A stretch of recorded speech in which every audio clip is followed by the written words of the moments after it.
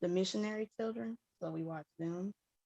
And my favorite movie, I guess I'm gonna go with like those sci-fi movies. I kind of like Contact, the movie about like someone who finds like an alien out there in outer space or something, and like they eventually meet them at the end of the movie, and I found it pretty interesting. So, yep. All right. Very nice. Sounds good. All right, good to meet y'all. Okay. Now we're gonna just learn briefly about um American political culture, and this is, let's see. I'm gonna, where is it? Oh, here we go. All right, so I'm gonna do kind of an introduction to like just learning about essentially like how the government developed over time. So we're going to go kind of back in history to learn, and then we'll learn about the Enlightenment philosophers. First, I'm going to get water because I always need water in order to speak for long periods of time.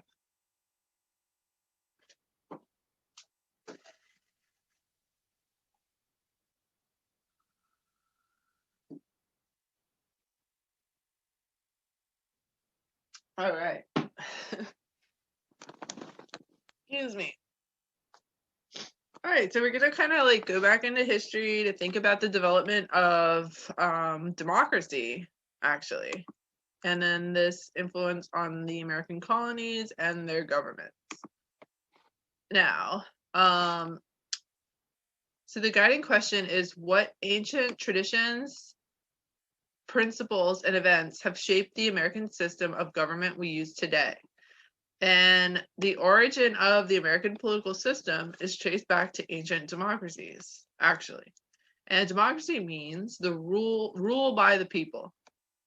So we see like I think it's like an Athenian democracy here, or a picture of what one maybe was look like. And the foundations of democracy.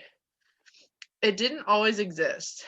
People were kind of fluctuated and were also ruled by monarchs or kings or queens or a single ruler, like a dictator. The earliest foundation of democracy actually is found in Judaism. So ancient Judaism taught that every person has worth and is equal before the law. This basic belief is like the principle of democracy, right? The idea that every person has worth and should be equal before the law. All right. Centuries later, in 400 BC, the Greek city-state Athens was created, and this is the world's first democracy. All free men over 18 were considered citizens and attended the assembly. This was a 500-member council that carried out its decisions. They governed Athens, and it's a form of direct democracy in which the people themselves govern. So there's not representatives here. And it was possible in Athens due to the small city-state size. It's not practical in places with larger populations. In such places, people choose leaders to govern for them, called a representative democracy or a republic, which is what the United States is. Now, ancient Rome created the world's first republic in 905 BC.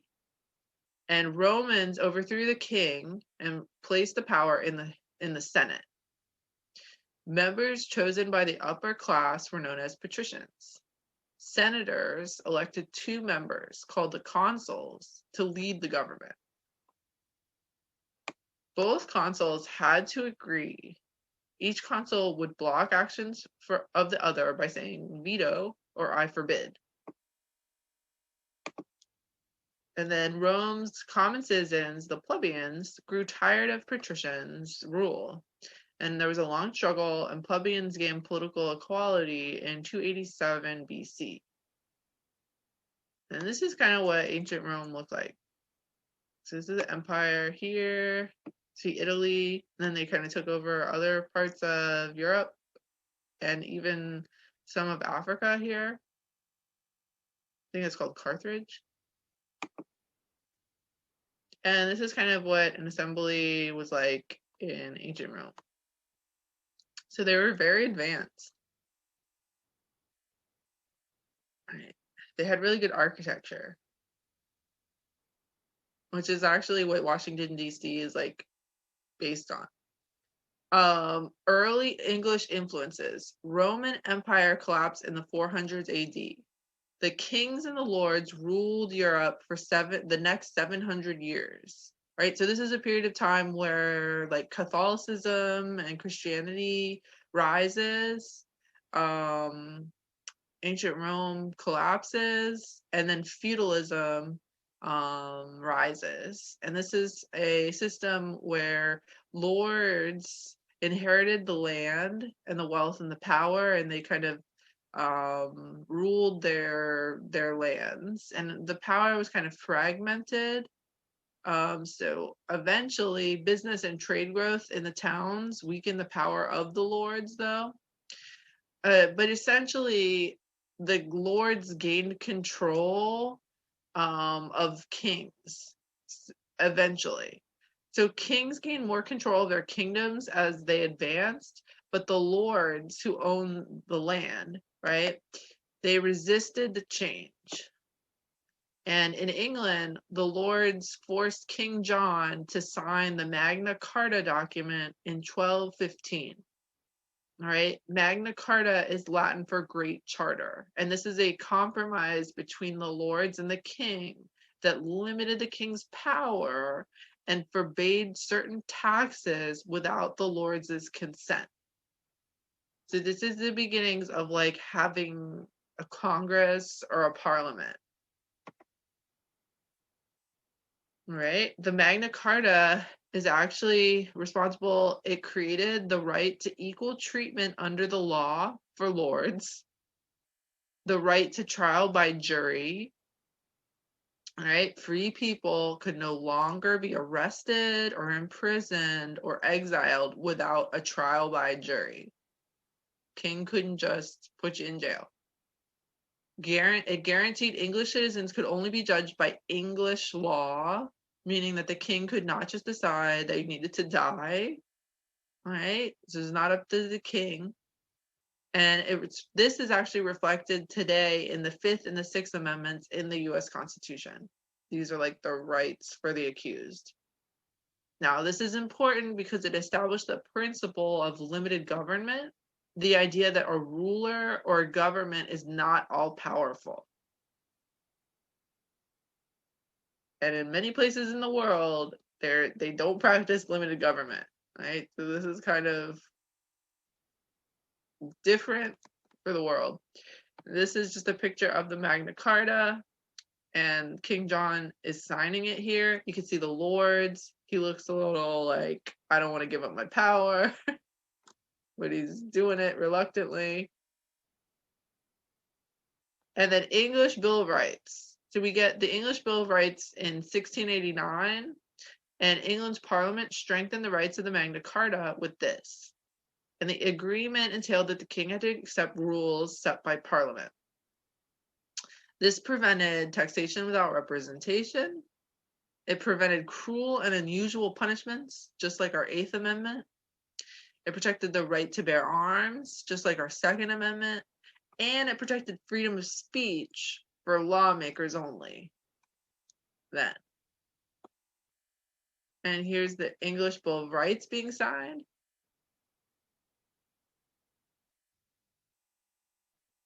And those are the lords. And I've got a kind of silly picture here. Okay. Enlightenment influences. Now, this is going on. Actually, the English Bill of Rights was during the Enlightenment. Now, the European Enlightenment is a time where they bring back these principles and ideas from Greek and Roman culture. All right. even the thinking, the sciences, mathematics, architecture, and art. They bring it all back to the now, the present, to kind of get away from Christianity, from the Catholic Church, all of its oppressive ways of ruling, and kind of manipulating people and making them kind of not intelligent and kind of based on their like living based by fear-based kind of thinking. And it's a movement away from that towards a more rational view of the world, a more ordered view of the world, not based on subjective religious ideas, but based on nature. Okay. That's what the European Enlightenment was about. And the Renaissance was kind of like the more art, it was like more art and architecture. But the European Enlightenment is a movement toward a more scientific and rational worldview, right? And they have all these scientific discoveries that are being invented and founded about the laws of the universe. The scientific method is created, and the assumption is that we could apply laws that ruled nature, they're finding, to human nature, right?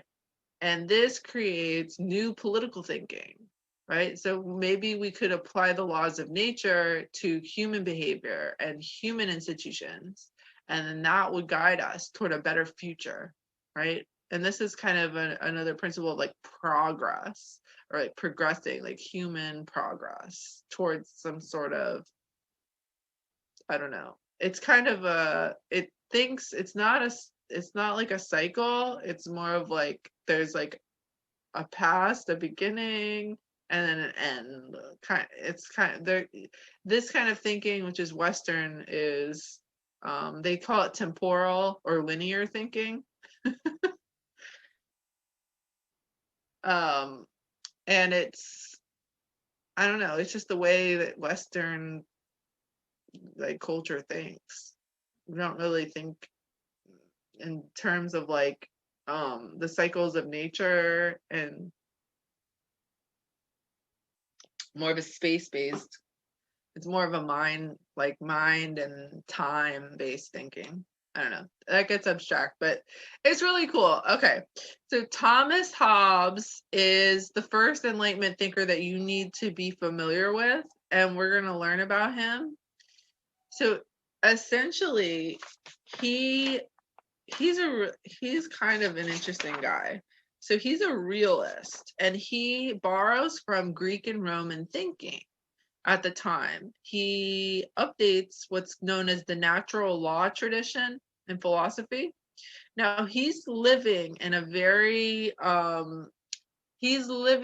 a time of a lot of religious strife between Catholics and Protestants. And Protestants are part of the Protestant Reformation, and they believe that the Catholic Church is wrong, that they're too oppressive, and they're not following the word of God. And Protestants believe that essentially, the word of Jesus and the word of God is what should be followed, and it's more of an internal experience. We're not able to prove our faith to priests and the Catholic clergy. It's not about that. It's about the personal practice of religion. So they have a very kind of a radical view of religion, and they're fighting, right? They're fighting in Europe. They're fighting in England, they're fighting in France, they're fighting in Spain. And he's kind of confounded by this, and he wants to know, how could we limit this moral conflict in society? All right. Well, he believes from the Enlightenment that we need to make an objective basis for the social order. And he believes that that man in a state of nature, all right, if we're going to start there, we're not going to think of the way of a creation story like a religious view of the world. This is more of a naturalist view of the world, all right, or a scientific view. And it tries to imagine, well, what is man like in a state of nature? All right, how can we base society on that instead of a religious interpretation? All right, so man in a state of nature, he says it's a state of war, it's a state of just kind of survival. You're kind of among the elements, and you have to kind of survive for yourself. So it's a very individualistic view, but he thinks that a state of nature is a state of war, and eventually man are going to eventually get together and they're going to want to escape nature to kind of create a more ordered society through a social contract. All right. So man gives up total freedom in a state of nature to gain new freedoms in an ordered society. And he believes that their social contract exists between the government and the people. All right. And he updates the laws of nature. He says that the first law of nature is the right to self preservation. So when man is in a state of nature, the first impulse is survival, right? You have to survive. He says that's the reason informs that the first law of nature is the law of self-preservation. The second law of nature, he believes, is the social contract. Man gives up total freedom in a state of nature and this survival mode to work with others in a society and create a social contract that creates that, right? And then the third law of nature is the sovereign, right? And that's the government. It creates the government that enforces the social contract. Now, he believes that the government should just be an absolutist ruler. He believes that this absolute ruler is the best form of government because it creates order and it's not a limited government. All right. It's not like he doesn't believe in like a parliament and preserving individual rights. He believes in he has kind of a bleak view of nature, unfortunately, but that's because he's kind of living through like religious wars. And he believes that the basic principle of life is selfishness, that man is just kind of out for himself. He's a purely selfish creature. There's no higher aims except there's no good except pleasure, no evil except pain, no freedom besides the freedom to follow one's passions. So people live in fear due to this because it's a state of war. It's constant struggle of man against man. To escape this nature and natural selfish equality, we need to set up a absolute monarch, he believes. This is the best way to keep order. Yeah, he's kind of like an atheist sort of. It's a negative view of human nature. I mean, but many people kind of have this view sort of. Unfortunately, it's not very altruistic. It's not about how we work together. It's about like individual survival. And this is called realism. Yeah, but he believes that that's really the best form. And there are many states in the world that are still kind of based on this form of government.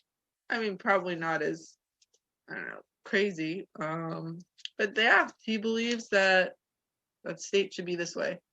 All right. Now we're going to think about another guy. His name is John Locke. And he believed in natural rights, the idea that all people are born equal with certain God-given rights.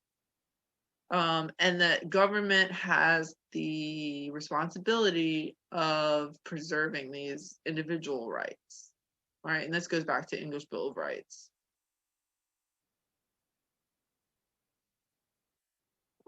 Now, he agreed with Hobbes, and this is Hobbes on the left. John Locke is on the right. He believed in Hobbes in terms of like the state of nature and the laws of nature, and he believed in the social contract. He's another social contractarian, but he believes that we have to limit the power of the sovereign or of the government, and that government should be limited. And that's to preserve individual rights and property. He also believes in like property rights for the lords and stuff like that. And for those that are property, essentially like property owning individuals or men at the time, right? They have the power of like, they have certain rights that the government has to protect. So he believes that we have to prevent the abuse of government power by creating limited government, and that there are many ways to create limited government. All right. So he updates the social contract like Hobbes, but he critiques Hobbes and he says, we don't need an absolutist government. We need a limited government that preserves individual rights. And then there are many different rights he's talking about. Right. This is all kind of Enlightenment thinking about natural rights, separation of powers. He also he proposes, and this is actually Montesquieu is another guy, but he developed the idea that power of government should be divided into separate branches, right? There should be a executive to enforce the law. There should be a Congress to create laws. There should also be the courts or the judiciary to interpret the law, right? To give the law meaning, essentially, and to decide disputes. That's the court system. And this is a powerful idea, right? The other one is checks and balances, so that each branch should check the power of the other branch, so that no branch has too much power over the others, or in general, right?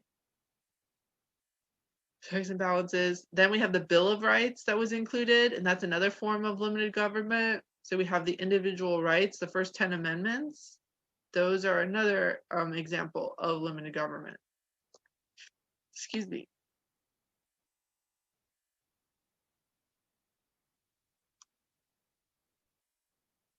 And then essentially the colonies, English colonies began in the 1600s. Jamestown is kind of the first one. It's a permanent settlement in Virginia, 1607. It's the first representative democracy in the colonial America. By Virginia Company, business owned by London merchants to make money. Colonists elected leaders to represent them in an assembly. Leaders called burgesses. The assembly is called the House of Burgesses. Mayflower Compact in Massachusetts. This is the Puritans. So they are in like northeastern United States or New England. Puritans reserve the right to choose their own leaders and make their own laws. This is the Mayflower Compact. That's like another contract. Established a direct democracy in Plymouth, Massachusetts. The signers agreed to obey the laws of the colony. They held town meetings to discuss problems and make decisions. Compact is a written agreement or contract.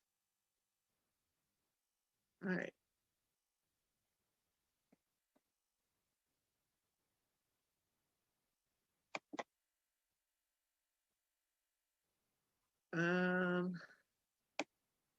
Yeah. And that, I guess that kind of concludes that one. I have one other kind of PowerPoint, but I feel that we should probably go over this one next week. Let's see. Are we good with where we are right now in terms of just learning about the Enlightenment and the the founding philosophers? Somebody type something.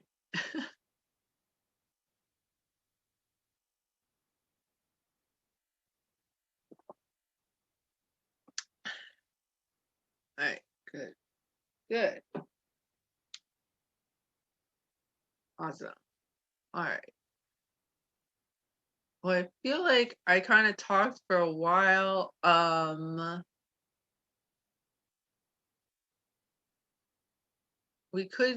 guess we could kind of watch a brief video on Thomas Hobbes versus John Locke, because this is your first assignment. Hold on. Here we go. Oh.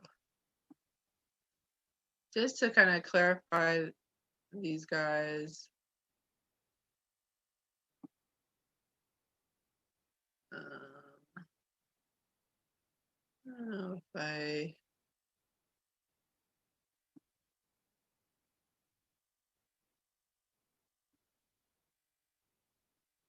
yeah, just one moment.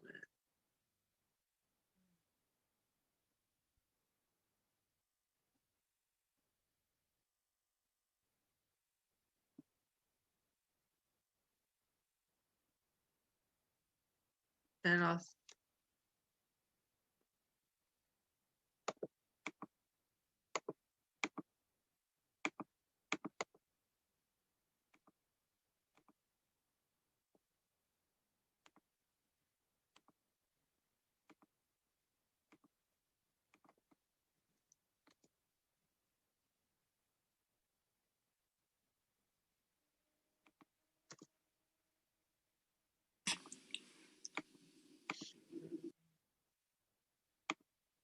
all right, this is kind of a good one about Hobbesian thinking.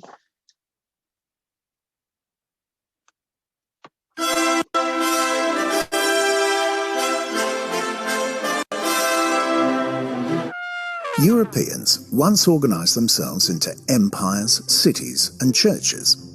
But these forms of political organisation disappeared, and now we all live in states. In consequence, the quality of our lives is largely determined by how well or poorly our state functions. But what is the state? The first account of the state came from Thomas Hobbes in the middle of the 17th century. Hobbes had witnessed the English Civil War, in which Parliament had taken up arms against the king to dispute who held ultimate authority in the nation. Hobbes viewed the war as ruinous and had a clear diagnosis of its causes. In short, the war had been caused by false notions regarding the nature of the state. The essential error was the idea that sovereignty, or ultimate political authority, could be divided. In the case of England, it was the notion that sovereignty could be shared by king and parliament. As the war had demonstrated, sharing power only worked as long as everyone was willing to share. Hobbes' solution was to reconstruct the state in full acceptance of the impossibility of dividing sovereignty. There could be only one sovereign. What was the sovereign?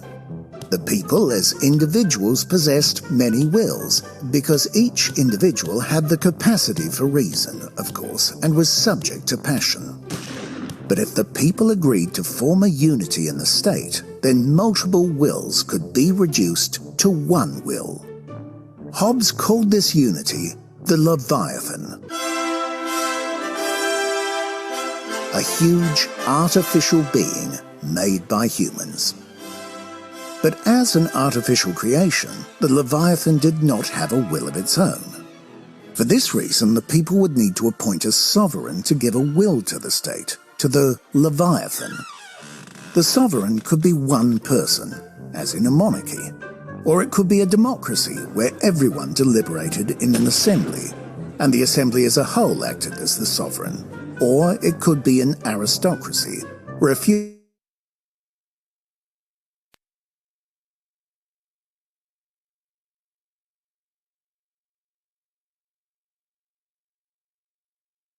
liberated and together act the people from outsiders, usually other states. It was also necessary to keep the people in good order at home. Good order was intended to strengthen the Leviathan to make it capable of performing its protection duties. Once this task was achieved, the people could be left to their own devices.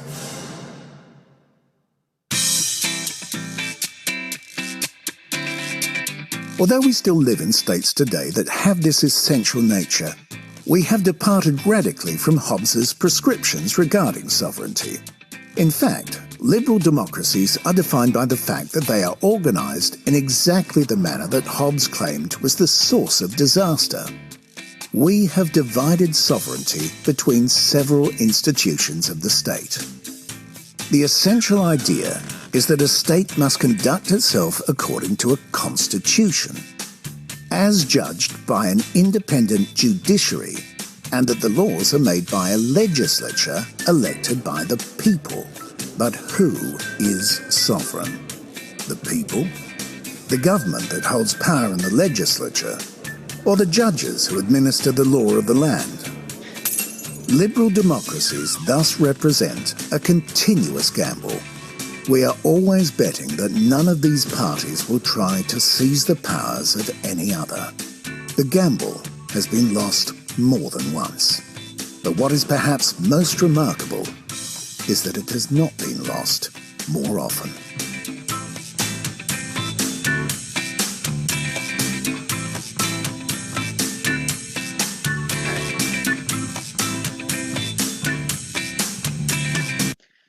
All right.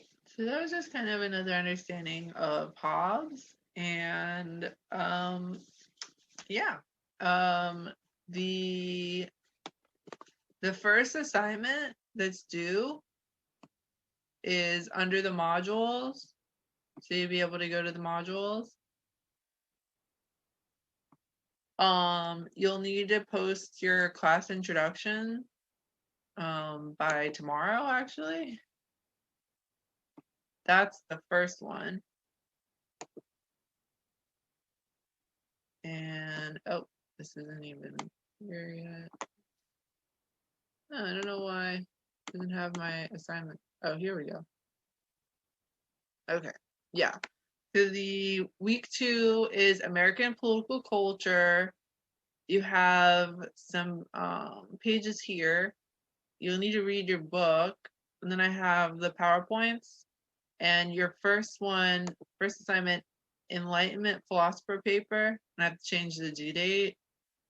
And the American political culture quiz, but that's not due until July 3rd.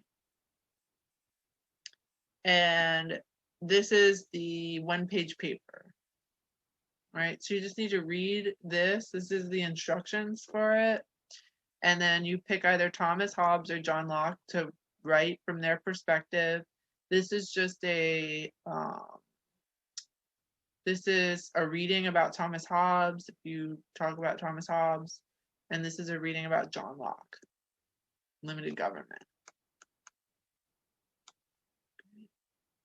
And then you upload your 1-page paper here. And that'll be due Wednesday.